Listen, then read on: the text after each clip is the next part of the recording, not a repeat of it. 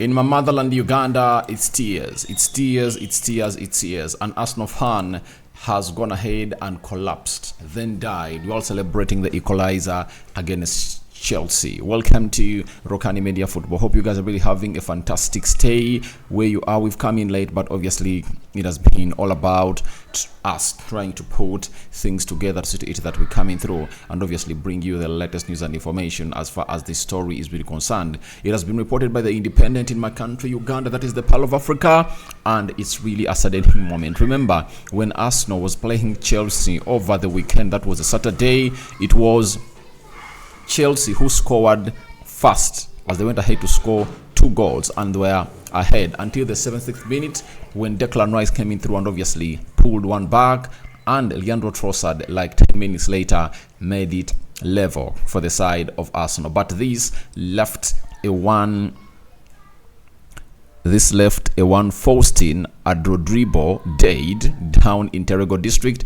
that is in Uganda. Here is the story in detail.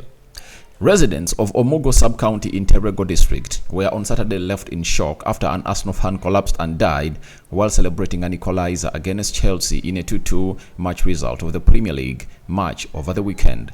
The deceased has been identified as Faustin Androdribo, a resident of Komendako village, Owanye parish, Omogo sub-county in Terego district. Omogo sub-county chairperson Mr. Philiam Jabo, who is also a neighbor to the deceased, said that Androdribo collapsed from Galaxy Video Hall in Komendako Trading Center where he was watching the game from. He added and said that, according to Jabo, Androdribo stood up and removed his shirt while celebrating substitute Leandro Trossard's 84th minute equalizer, but suddenly collapsed. He notes that although efforts were made by his colleagues to rush him to medical attention, Androdribo was confirmed dead upon arrival at Omogo Health Center 4.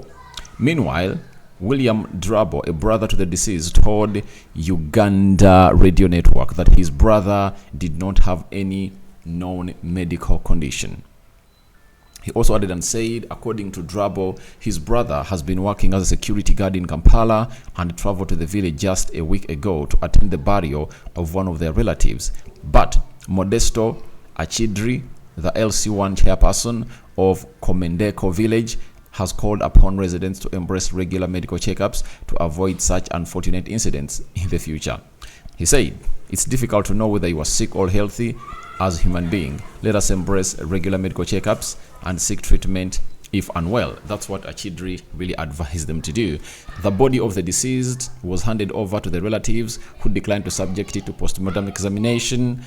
Early last month, another Arsenal supporter in Shema district, identified as Jackson Aineruhanga, was allegedly stabbed to death by a Man United fan following Arsenal's 3-1 victory over his team. So that is it for Androdribo, an Arsenal fan in Kampala, Uganda, who was going to hate to lose his life that way. But all I want to let you know is that Uganda is one of the countries that supports Arsenal a lot. That is it. It's proven, and I think Arsenal needs to find itself doing the needful here in Uganda, Kampala, to see to it that they really get to harvest more from their fans, because they're having fans who are really willing to spend. I mean, when you look at a fan like him, who really put up his life on the line and obviously died, it shows you that they can do anything, either to be season ticket holders, either to be a member of Arsenal, to buy jerseys that are really authentic from Adidas and so on and so forth. So it shows you that Arsenal needs to do the needful to see it. They obviously come here in Kampala, Uganda,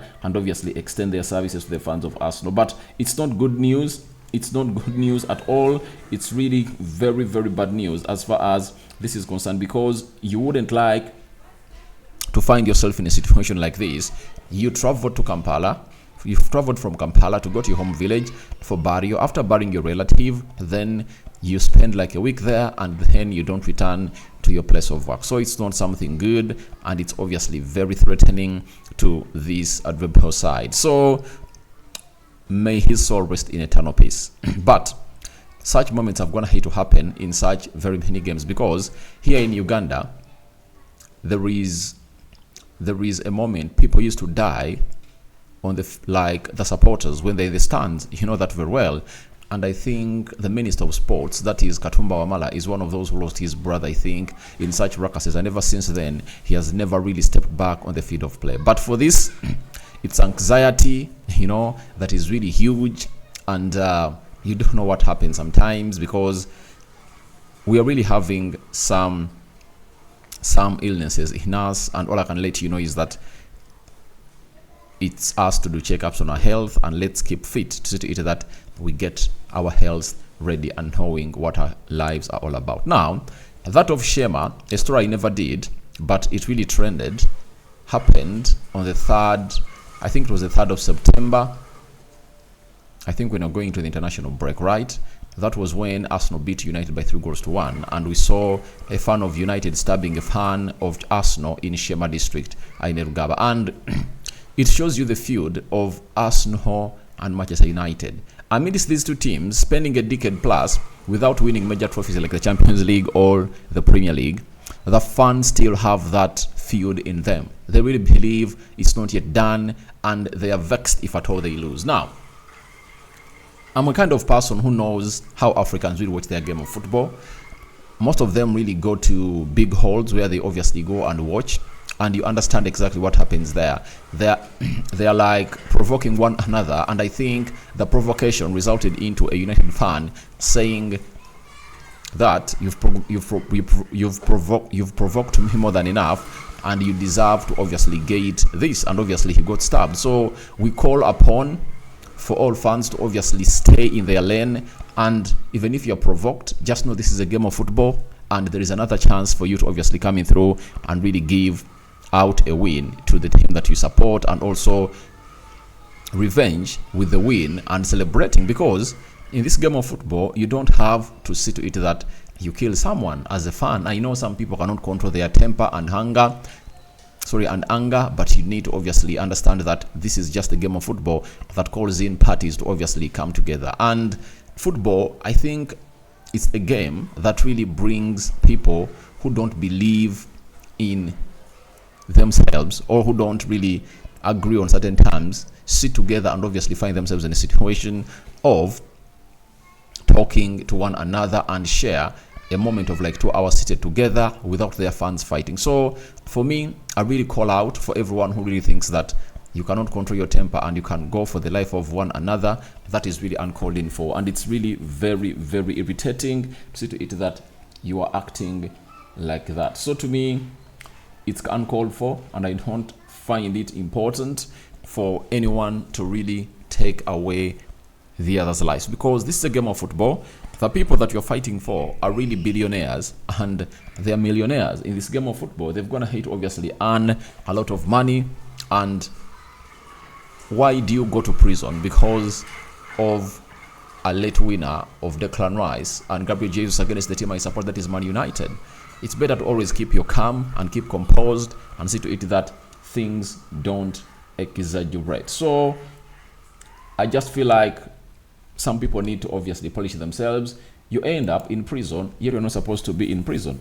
That is it. So it's always better to really look through everything that you're doing and obviously take it to a second thought or a third thought. When you feel like you cannot handle it, call in for that third thought, fourth thought before you obviously take on to obviously kill someone. But it's obviously bad news in Kampala, Uganda, and Arsenal fans, we all commiserate with you, and we send our commiserations to the family of the late Andrew Dori, who was an Arsenal fan who died of, is it an heart attack, heart failure? No one knows, because even their family has rejected a post-mortem. Do they believe that he was just bewitched? Because in African society, people believe a lot in witches, and we don't know whether it's another witch being sent, or witchcraft being sent, or juju being sent to the late and obviously passed on. And I know very many others will come in through and really connect his death to the buried relative, because he left Kampala, where he was working in as a security guard, and went back to his home district. And when he was in Terego, he had to bury the relative. And now what I know is that it will be insinuated that maybe the the ghost or the spirit of the late might have gone ahead to come in for him. So guys, your thoughts on all this are welcome in the comment section below, as we obviously commiserate